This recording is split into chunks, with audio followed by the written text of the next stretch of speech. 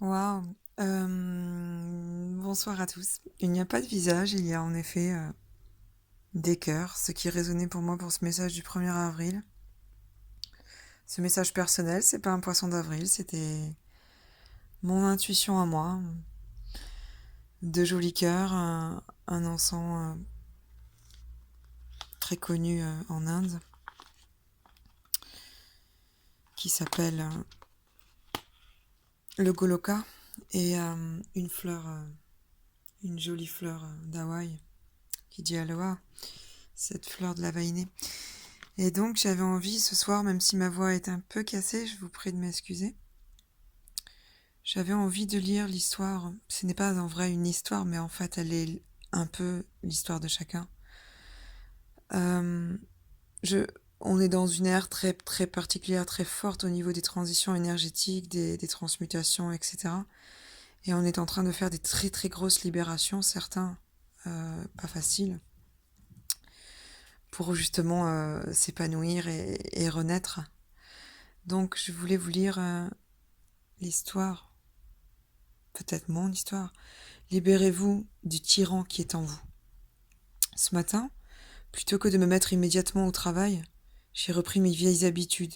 Je suis allé rendre visite aux 6 chevaux sauvages qui gambadent dans la prairie, près de la grange.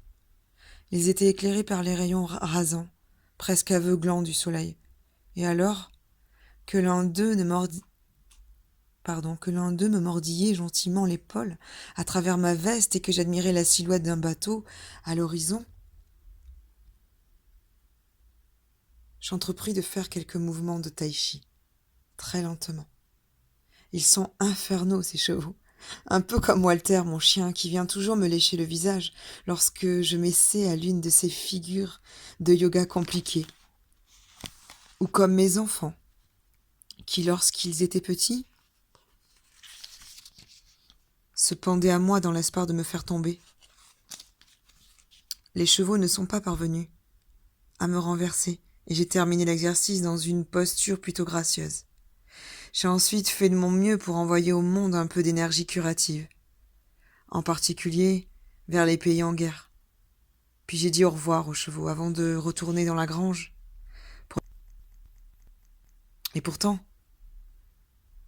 je n'en avais pas envie. J'aurais en effet préféré rester dehors au soleil, à continuer ma gymnastique, peut-être me promener un peu. Mais le tyran en moi qui séjourne au-dessus des glandes surrénales, juste derrière l'estomac, me l'interdisait, et d'une manière moins agréable que les chevaux.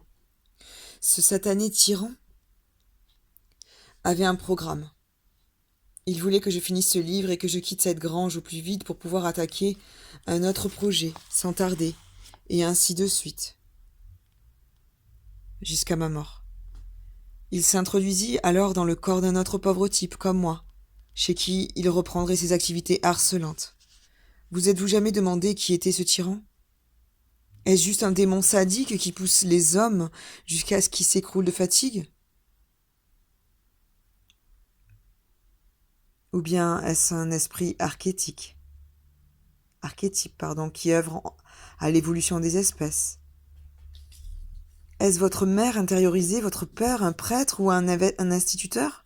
Ou bien n'est-il qu'un produit de votre imagination ? Peu importe qui il est. Je lui ai dit de partir sur le champ.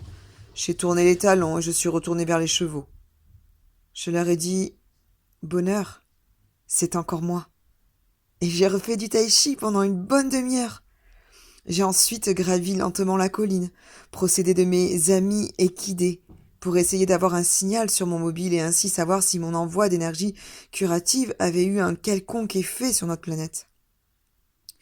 Mais comme je n'avais aucun signal, je suis revenu sur mes pas. J'ai salué en grommelant mon tyran intérieur, et je me suis remis au travail. Le livre que vous avez entre les mains en témoigne. Vous voyez, tout est une question d'équilibre. Il est important de savoir maîtriser l'équilibre entre l'enfant et le tyran qui cohabitent en vous. Du moins, si vous voulez avancer sans pour autant nier votre plaisir. Parfois, la balance penche davantage dans un sens. Mais pour la maintenir en équilibre, pendant un certain temps, ce qui est la meilleure solution, essayez l'exercice suivant. Je suis désolée, ça, je pourrais pas faire la visualisation. Peut-être juste sur la vessie, sur toujours la vessie. Je vous souhaite une belle soirée et parce que je vais raconter autre chose. Merci.